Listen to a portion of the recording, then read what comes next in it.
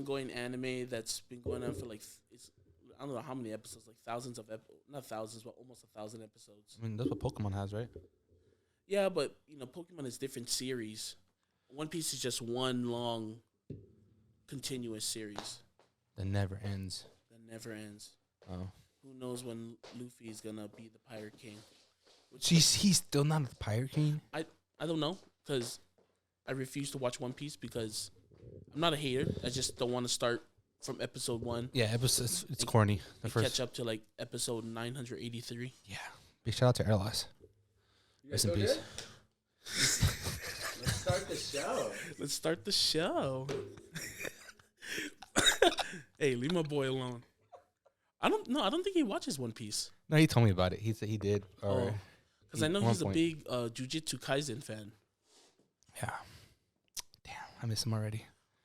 All right. Get my notes ready. Ready? Okay. Hello and welcome to episode 23, Link in Bio, the show that showcases Vegas culture, creatives, and small business and everything in between. Today, we have Isaiah. I don't know if you guys remember him. He was in season 1, episode 12. In case you want to see it, we're talking about really cool little topics about the LGBT and how he came out the closet about it, basically. Yeah, story. Yeah. Yeah, and then today, this one's gonna be good. Today we're gonna talk about World War II and the comfort women, how that era happened. Yeah. And then that's pretty much, man. How you been? Oh wait, shit, I forgot the thingy.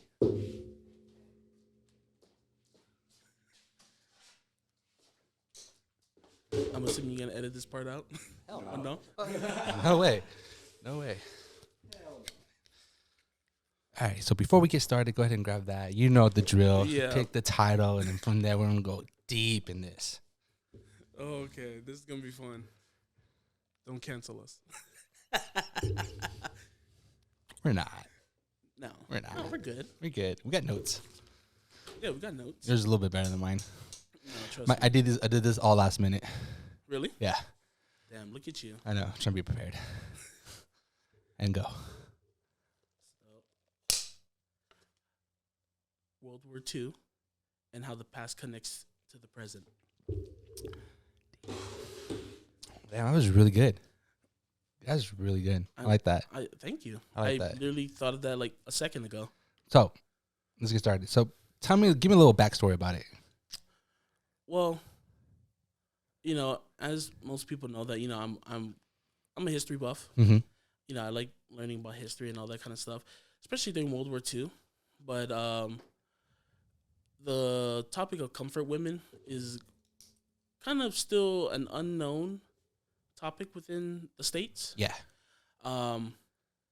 It happened during World War II, obviously, or prior to World War II. Mm-hmm. From, I believe, 1932 to 1946. Comfort women were basically, the term comfort women comes from the Japanese term yanfu, Mm-hmm.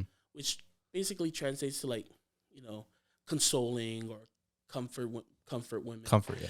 Yeah, so, obviously it was one of the most egregious acts ever committed in mankind. Like a lot of people, like the Nazis, they were terrible during World War II, but the Japanese, They're like, nah, I could do better. yeah, literally hold my beer. Yeah. It was, I believe it was the largest government sanctioned human and sex trafficking program, I think, for a lack of a better term, in modern history. Yeah.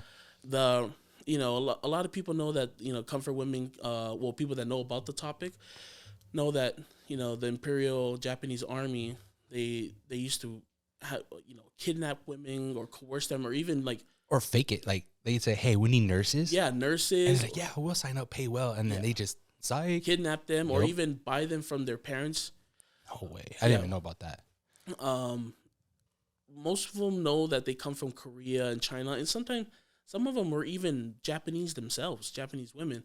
But it was all in every territory that Japan had conquered during World War II, from the Philippines, Vietnam, Thailand, Malaysia. I don't know what countries these women were from, but I read when I was doing research, just to refresh my memory, that there are even some European women who were in these, I guess you can call them comfort women stations. No, wait, wow, they Yeah. went hard. I thought it was just in that little area right there. No, they were all over. Mostly their conquered territory within, Asia, East Asia, Southeast Asia, and all that kind of stuff. The Japanese were during that time were terrible during World War II. Super bad. Like more than 50,000 women were basically enslaved into being a comfort woman. And Oh yeah, and I think now out of that, 29 are still alive. I don't know. Is it 29? I don't know Give the or exact take. number. Yeah, give or I take. googled it. It was really fast last night. I'm assuming 29. Yeah, I glanced at it, but it's 29. yeah. I forgot her name. But basically, long story short, they did apologize, but she still wants more. He wants him to come to her. Well, I mean, yeah. I mean, I would too. That what whoever you're referring to, and what those women went through, were egregious. Yeah. And like, for example, the United Nations, Mm-hmm.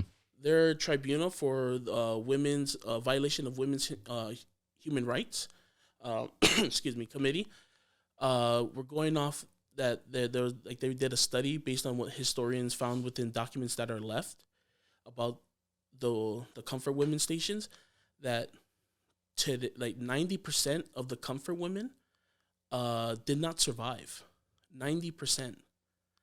And but the thing is, that number itself, they're not so sure, because towards the end of World War II, the Japanese destroyed a lot of documents about the program, or and anything related, because they got caught. They were ready. Kind of like what the Nazis did.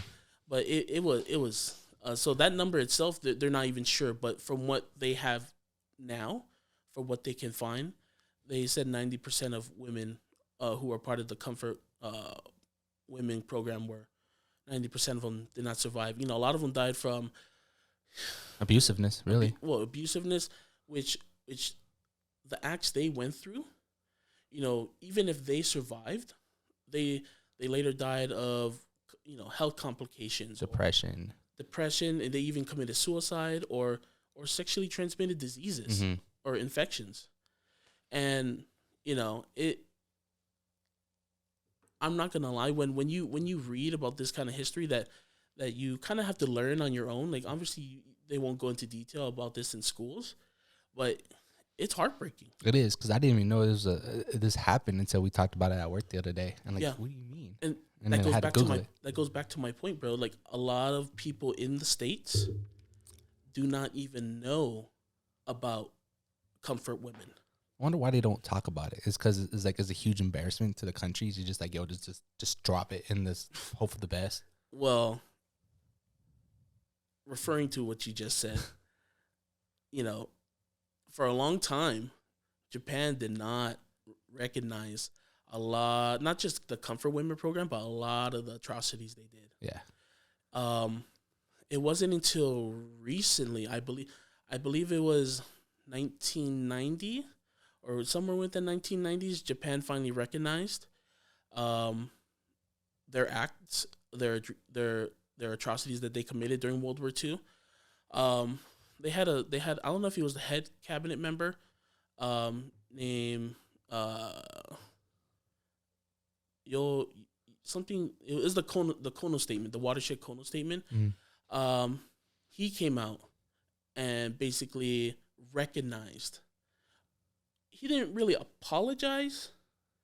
He kind of just, oh yeah, okay, we did this. Yeah. Like if you were, coming at me saying, oh, did you take my drink, or did you eat my food?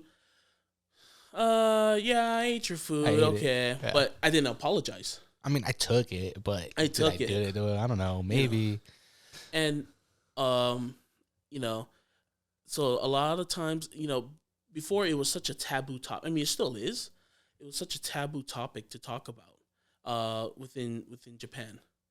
And I believe it wasn't until the 1980 or 1980s, you know, some women came out with their stories, but more of like privately. So it was like, okay, Yeah.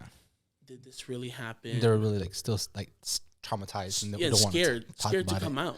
Mm-hmm. And then I believe in 1987, after the Republic of Korea became a liberal democracy, because they had several democratization movements. But in 1987, when they had the Gwangju protest that helped liberalize them and some other stuffs, they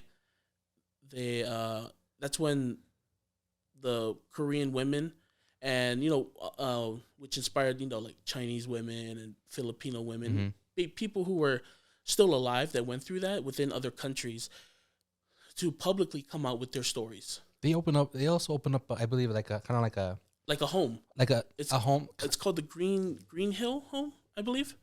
Something like that. Yeah, basically, it's in Seoul. Yeah, it's in Seoul. Yeah, and that's basically like a home for people, for the women who survived.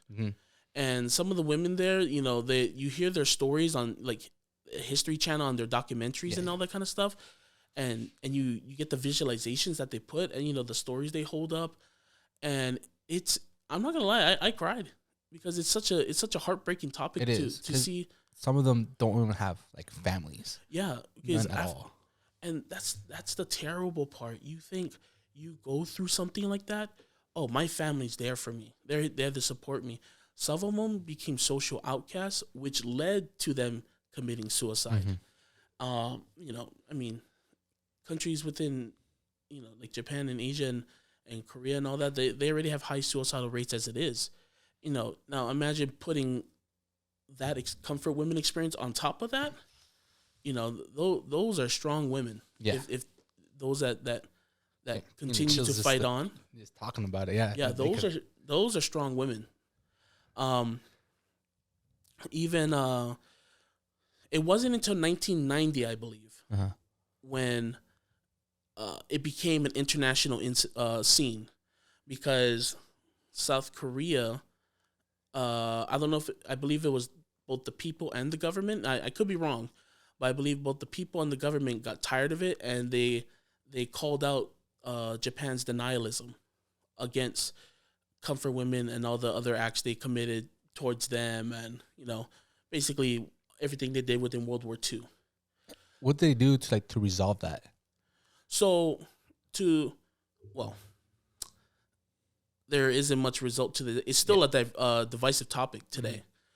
But 2015, I believe, was it 2015? Yeah, 2015, I believe.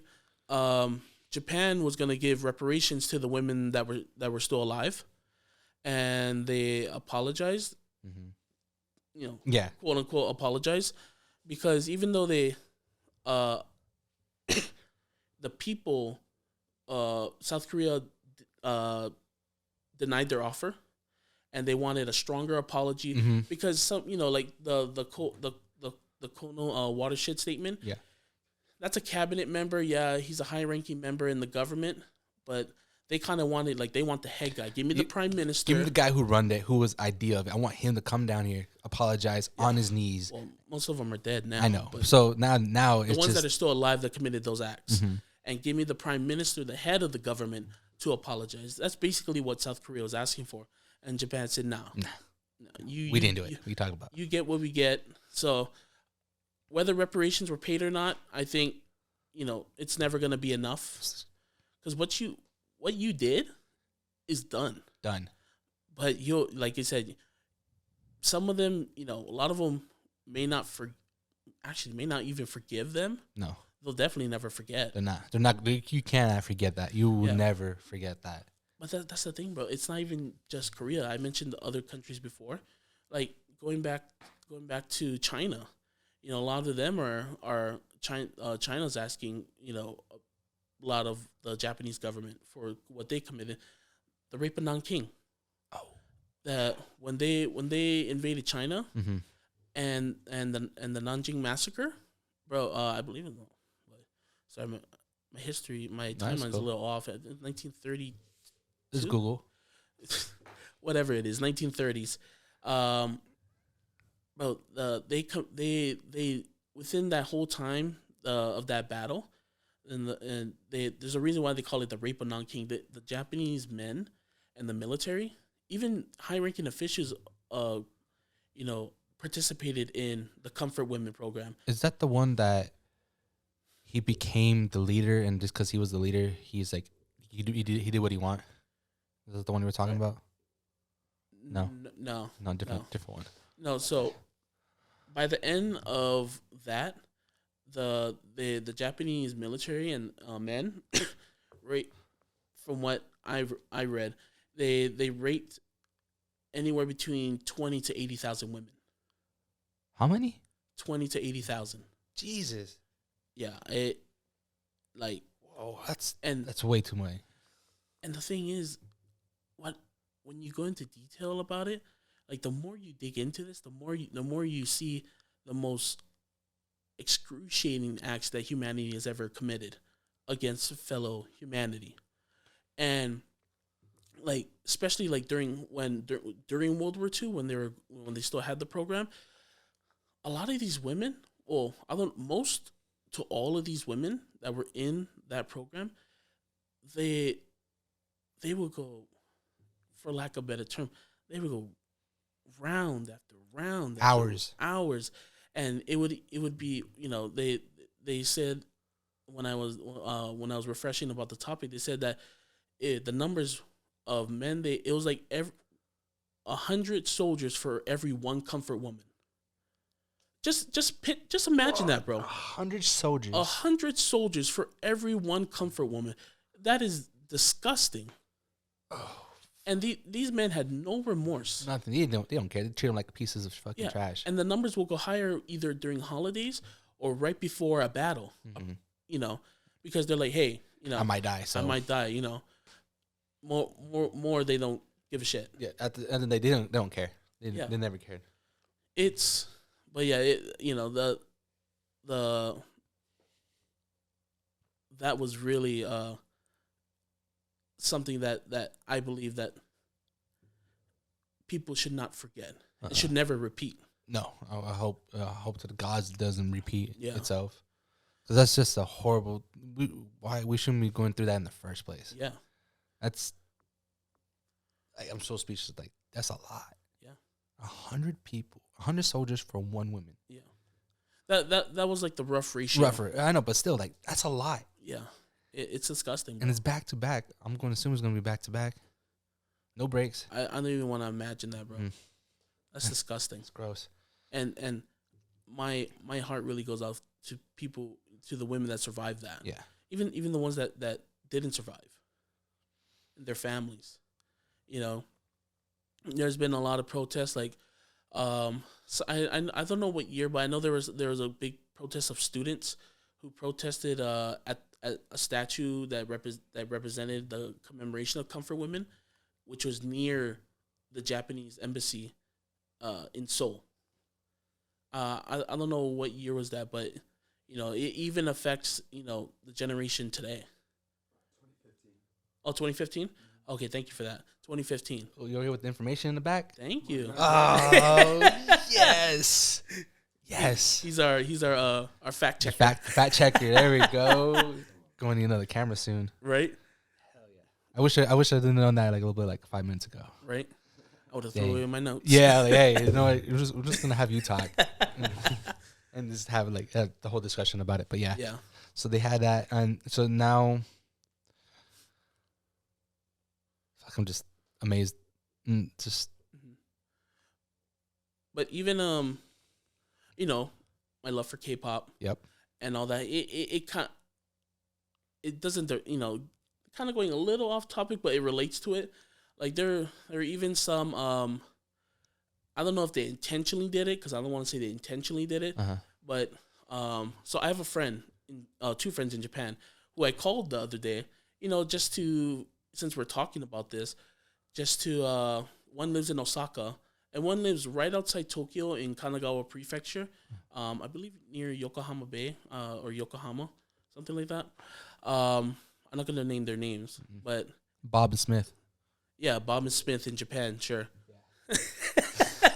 Those are popular names. But so I called them the other day just to kind of get like their insight, because they're both not just because they're Japanese, but kind of to ask them about their experiences with this topic.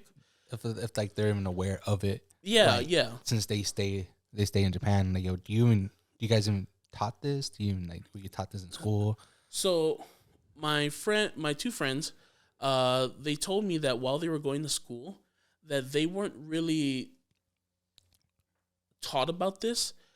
They had to learn this on their own, and that it's still a very taboo topic to talk about in Japan.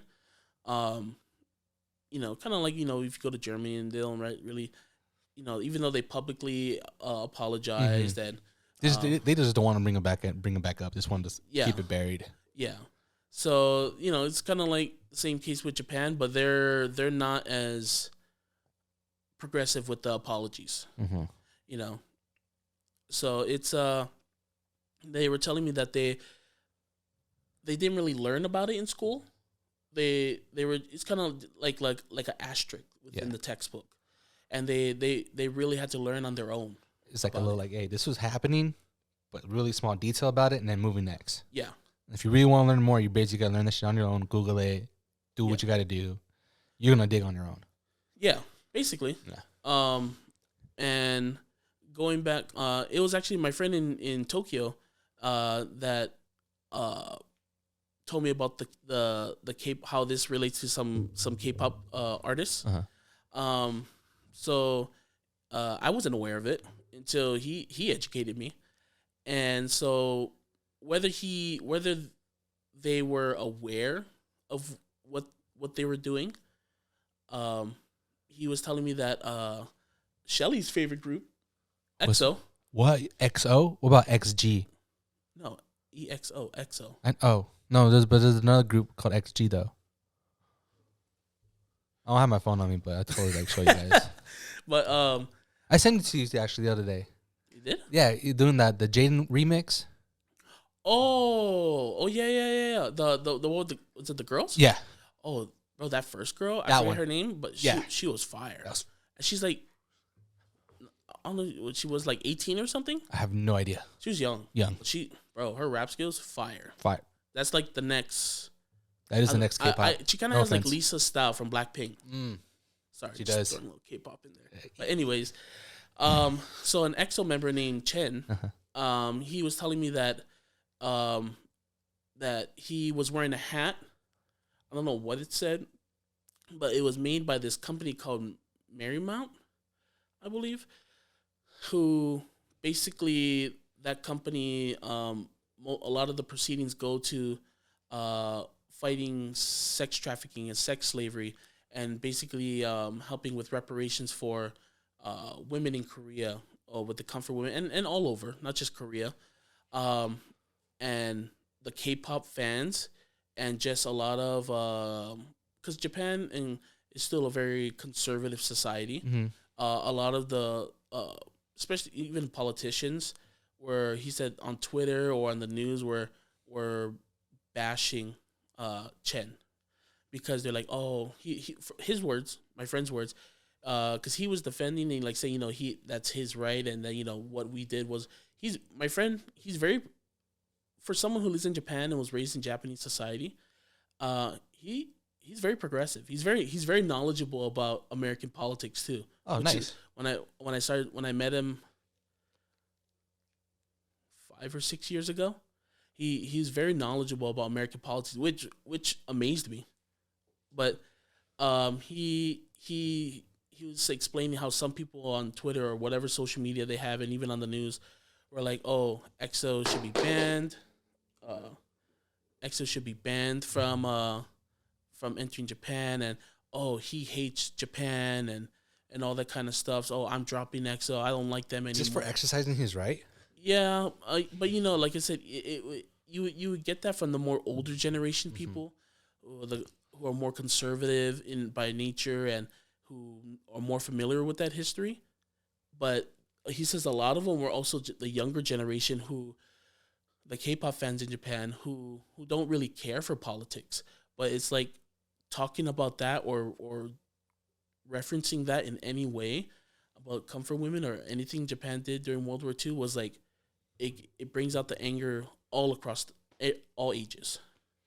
I mean, what do you expect? They tried, they lost. And same thing with my favorite girl group, Daehyun from Twice, the group Twice. Twice? Yeah, Okay. she wore a shirt by the same company. And the fans in Japan were just going in on her. Wow. That's what he educated me on. That's a little fun fact. What was the company again? If you know? Marymount? Marymount. Yeah. And these are the ones that support the whole organization for the comfort women and all that. Reparations and just fighting sex trafficking and all that all over. Because a lot of people think human and sex trafficking and slavery in general is an issue of the past. Oh, no. It's going on as we speak. It's probably even more common today. Mm-hmm. You know, going with, Hawaii has a big problem with that. With people being shipped in the crates coming in from places like China and Thailand and the Philippines. Even another type of, I guess you could say, slavery, the World Cup. It's in forgive me, I don't know if it's Qatar or Qatar. I don't know the pronunciation, but they're the first Middle Eastern country to host the World Cup, and they have migrant workers who built all those stadiums in the country, and that is basically a form of slavery within itself. Because Qatar is home to, they have a population of I don't know how many, like millions of people, but Qatari nationals, like people who are from there, born there, and are citizens there, are only with like 350 to 400,000, I believe. I got it from Vox. I was watching that Vox documentary. That's a true news. Yeah. But a lot of my sources I get from like Vox or NPR or BBC and all that kind of stuff, and fake news. Fake news. Encyclopedia. But it was those migrant workers. They got them. They kind of like what the Japanese did during World War II. Like, oh, we need nursing. Come right in. We'll pay you well. Yeah, same thing. They got most of their people from Nepal and India and I believe Bangladesh. Those are the top three. They will go have people from that country recruit them and be like, oh, we need help building our stadiums. We don't have the manpower. Yeah. You come. We know you need money. We'll pay you good. You'll live good in our country. And you can send money back to your families and all that kind of stuff and support them. As soon as they get there, bang, lockdown. They're sponsored by their employer, and they can't do. So they can't even leave because they're sponsored by the employer. Yeah, they can't leave. And if they try to leave, their passports gets taken away and all that kind of stuff. They can't even transfer jobs within the country to try to get better working conditions without the approval or sponsorship by their employer. A horrible loophole. And bro, mind you, in Qatar or Qatar, whatever it is, they built these during the summer. And in the summer in that country, especially in the Middle East, it's hotter than here. No. It's hotter than here, bro. I don't know the exact average, but it's hotter than here. And they built those working anywhere between 10 to 12-hour days building that stadium with terrible working conditions. I believe it was ABC News who went to one of the living quarters in Qatar, and they showed the world about what the migrant workers were, their living quarters were like, and just more personal take on it, so people understood the variety of how dull these their conditions were.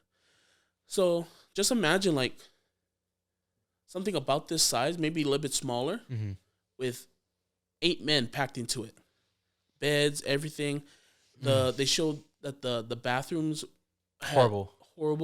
There was sewage backed up, and they didn't even have a shower, bro. They had to grab a bucket, put it in the sink and just like, scrubbing themselves, bucket water. It's basically being in jail. Yeah, basically. You got 8 Maybe people. even worse. Yeah, 8 people in the celly. You have one sink, one bathroom. It's a hit or miss if it works. Yeah, and you can't leave. You can't leave. So that's a form of slavery within itself, and it's Are they in the process of changing that? Not really.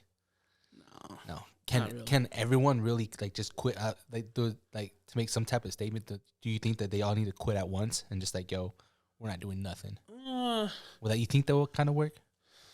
Maybe. I think they're scared of the repercussions. Yeah. Because they had an interview the other day about with in the stadium that these migrants built. It was funny, but it was not funny at the same time because it was ironic, I guess you could say. They were having the interview with ABC and then the guy from the Qatari government who's high up in the stadium in the center of the soccer field football field that they built right before the World Cup. And the government, it was funny because he literally said, oh, if you go to our living quarters and all that, you see that these men are living lavishly, they're well taken care of, they have health care and all that kind of stuff, which a lot of migrant workers died during the heat of building that stadium, which they would, it's just a number to them. One's died, here's another one, scoop another one. Yep. But the ABC interview, I believe it was ABC, whoever interviewed him, literally said, no, we did actually go to your one of your living quarters for these migrant workers prior to this interview, and what we saw was totally different. Yeah, we did not see that. Yeah, and bro, he literally stood up and said, interview's over. It was funny as hell. He was like you talk about getting caught red-handed, boom, and embarrassing yourself on international TV. Oh, they probably saw the footage, huh? Oh, they did. But the sad thing is about, especially not really the Olympics, but FIFA and the World Cup or any international sporting event, that all countries that host the World Cup that have controversial things going on, within the preparation for the World Cup, as soon as that first whistle blows in that first game, the whole world forgets about it. The migrant workers and atrocities take the backstage because it's time for the World Cup. World Cup. The soccer is just, it's way a heavier sport than football. American football. American football, yeah. As much as I love my Seahawks. What's that? My Seahawks. I don't know what that is.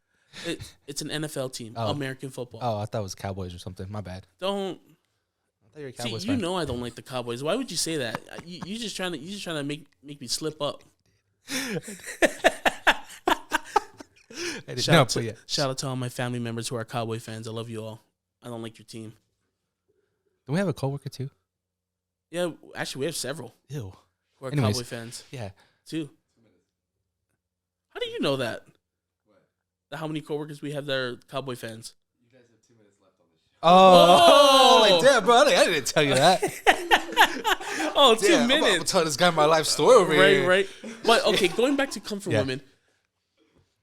In conclusion, all in all, it's a terrible act. I know we didn't go much into it as we thought we would. Mm-hmm. These 30 minutes went by fast. Yeah.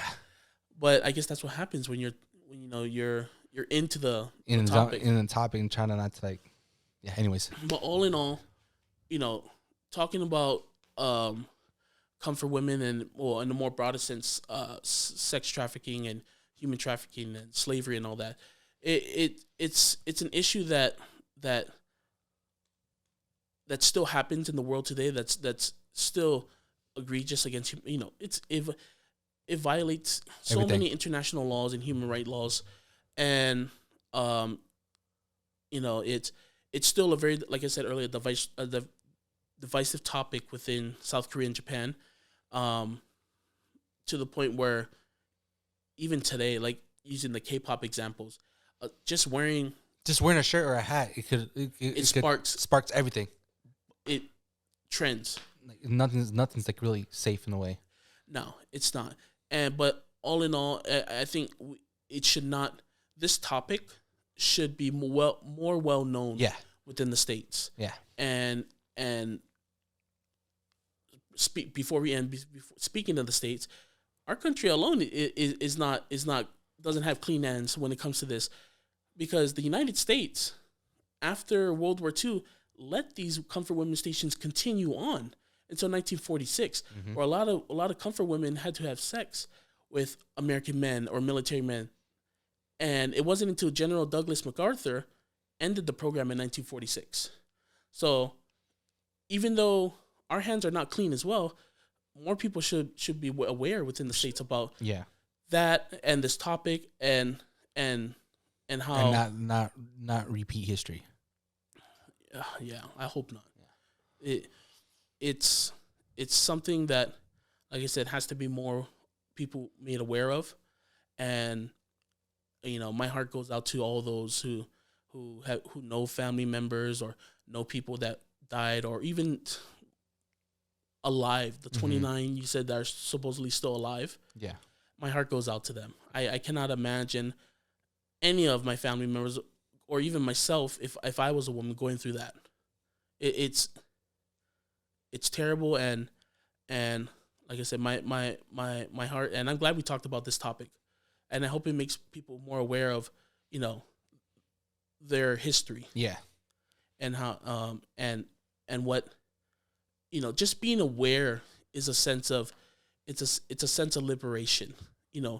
Like they say, knowledge is power. Yeah, but just being aware of something like this, changes you and kind of liberates you mentally. We're good? Yeah. I'm good. Right. Dude, that was a great show. Yeah. All right. Let me close this out real quick. All right. Thank you so much, man. Hey, no problem. This was a really interesting topic. I'm glad we talked about it. Same. I hope we don't get canceled.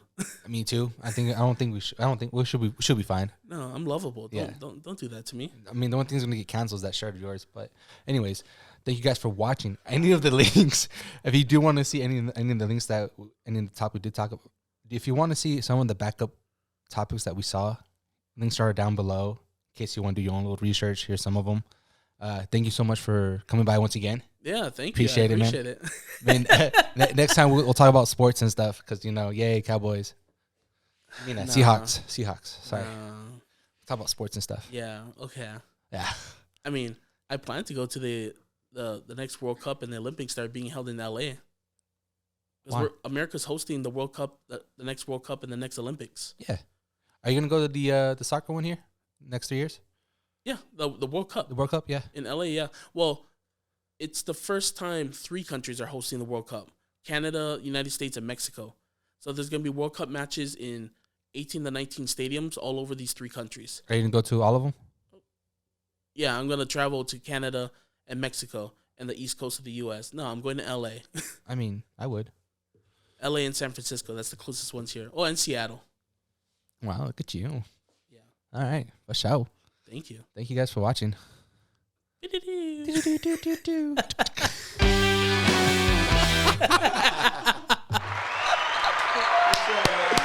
that was good.